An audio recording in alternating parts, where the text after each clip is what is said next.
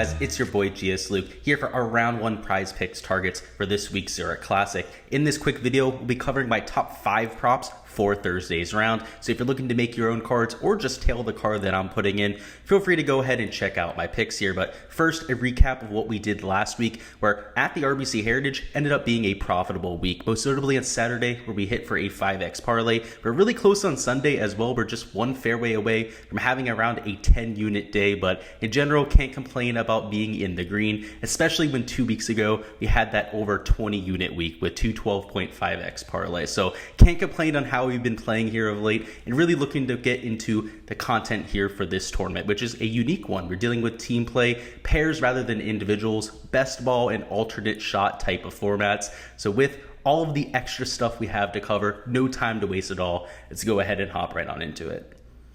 All right, guys, on the screen, you can see the board here for Thursday's round, which is going to be the best ball format. So first off, what is best ball? That's when both players in a team are going to play their own ball for each hole, and whoever ends up scoring the best on each individual hole, that is the score that will be counted for their team. So it is not a surprise to see we only have strokes up here in terms of a category, but all of the strokes are extremely low, right? 64.5, 65.5 across the board for most of these teams, and this is a par 72. So you're looking at shooting 8, maybe even 7 under par to end up hitting your props here, and that is because it is the best ball type of format. It's extremely easy to go low. You're not going to see many of these tour players both making bogey on the same hole, so at worst, you're pretty much looking at a par in every single hole. So you're looking at a ton of these players going low, but let's first start off with the review of what we had last year. So just going to focus on what we had on Thursday, which was the best ball format last year, and how many people were able to get to each landmark. So the first landmark would be under 64.5, right? To be able to shoot 62, 63, or 64. There were no 60s or 61s on the first best ball day last year,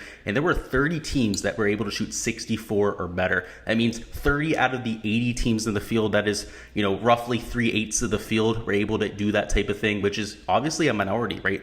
Not many people were able to get to that type of score. A majority of them shot 65 or higher. Now, if we go ahead and take a look at who shot better than 65, because of course quite a few of the lines further down the board are at 65.5, that was 50 of the 80 players. So that's when you actually see a majority of the field scoring better than the line there. So you have some of these groups down low who we're going to talk about later. A lot of them I'm taking the under on because they're above average teams. They're teams with 2 solid players in them, hybrid or better percentage type of teams, and that's really how I'm going ahead and taking apart this board. So let's go ahead and start at the top with our 2 fades, and the first one I want to touch on is going to be Charlie Hoffman and Nick Watney at 65.5 strokes. So they're a team that's obviously towards the bottom of this board, and in reality, both of these guys have been playing pretty dreadful golf. I mean, so much so, in fact, that Nick Watney has better recent form than Charlie Hoffman. And of course, if you've been following a tour for the last year, maybe even 2 years at this point, that's pretty much blasphemous, right? That shouldn't be the case. Charlie Hoffman is typically a very consistent player, but of late has looked completely lost. Ever since the PR disaster when he was linked to the Saudi League has completely derailed him from any type of form that he's had, and he really hasn't recovered. And to this point has just been a ton of miscuts, pretty much miscut after miscut for him on the PGA Tour. And for Nick Watney, outside of a few notable exceptions during the South Florida swing, the Honda Classic ended up playing pretty decently. Outside of that, hasn't done anything. So this is somebody who's been pretty much just as dreadful as somebody like Charlie Hoffman on the board. So one of the few people at 65.5 that I'm willing to fade, even though most of the field last year was able to score that or better. These guys are just in that type of form. And the 30 of the 80 players did shoot worse than 65 last year. So of course, that's still a significant portion of the field. And a majority of those teams were the guys coming in with pretty dreadful form. So I'm just worried about what we've seen from them. They really look like shells of themselves, both of these players for that matter. And they've also been a team for quite some time. If we take a look at their success at this venue, nothing really sticks out there. So given the form, given the success at this format for these 2 players, not really looking to play them in. They're going to be the first team I'm taking an over on. Next up, the second fade we have here, because of course to get to that 12.5x parlay, we're going to have to take 2 stances against players, and then of course our 3 stances for players.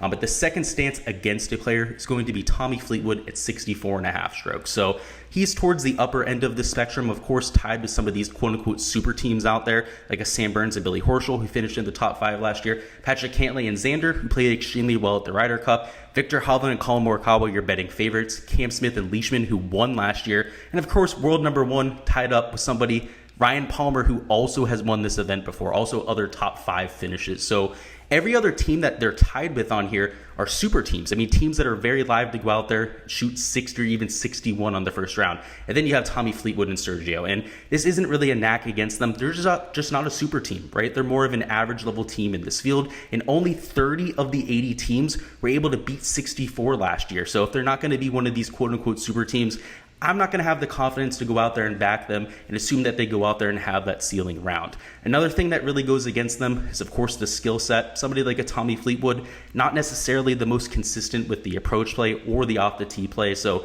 he could see a little bit of trouble, might not have as much help putting up a ton of birdies in this format. And then you have Sergio Garcia, who has the issues with the putter. So even if he's playing some solid golf, putting himself in a ton of birdie opportunities, he's not necessarily live to go out there and make all of those, right? He's one of the worst putters on the PGA Tour, can get really, really cold really quickly. So that certainly makes me a little bit hesitant about that group. And they were priced at 65.5 or even 65. I'd be a lot more willing to perhaps take the under on them, but priced among the elite of the elite options in this field, just not somebody that I'm actively looking to play. Next up, let's talk about the guys that I like, the guys I'm supporting here, because in this format, when we have best ball, it's all about making birdies. And these 3 groups that I'm supporting here, Taylor Gooch, Terrell Hatton, and Will Zalatoris, all fit the criteria as players that are aggressive and coming in with good form. So let's go ahead and start off with the Will Zalatoris group, where he will be playing alongside Davis Riley. They're both really good friends. They played a ton together on the Korn Ferry Tour, and both extremely aggressive, high birdie or better percentage type players. So let's start with Will Zalatoris. Of course, it's well known at this point that this kid's a stud, is one of the most aggressive iron players on the PGA Tour. The difference between Sergio Garcia and Will Zalatoris is that Willie Z sometimes makes those 10 to 15 footers. You know, it's those 5 footers that really tend to make Will Zalatoris question himself. It's when he really ejects himself from golf tournaments,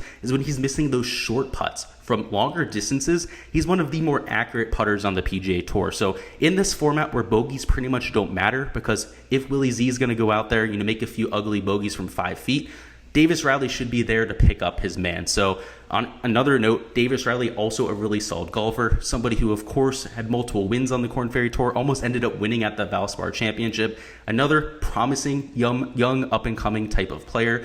And if you're going to tell me that 50 of the 80 groups are going to go out there and end up shooting better than 65.5, and then you have this elite tier group of 2 really up-and-coming promising players, there's certainly somebody I'd be willing to take a shot on. So I like their chances to go out there and hit for us, especially considering their aggressive nature. Next up, we have the group of Taylor Gooch and Max Homa, another set of younger players, you know, maybe not, you know, these rookies like the other 2 are, and obviously they've been around for a year or 2 respectively. Taylor Gooch with a win, same thing with Max Homa, but similar skill set, right? Aggressive young guys that have nothing to lose, that are going to take aim at every single pin, and both of them extremely solid ball strikers. So very similar situation to Willie Z and Davis Riley, just perhaps a little bit more of known prospects, and the fact that they're at the same price as somebody like a Willie Z and a Davis Riley, same price as somebody like a Sungjae Im and Byung-Hun An.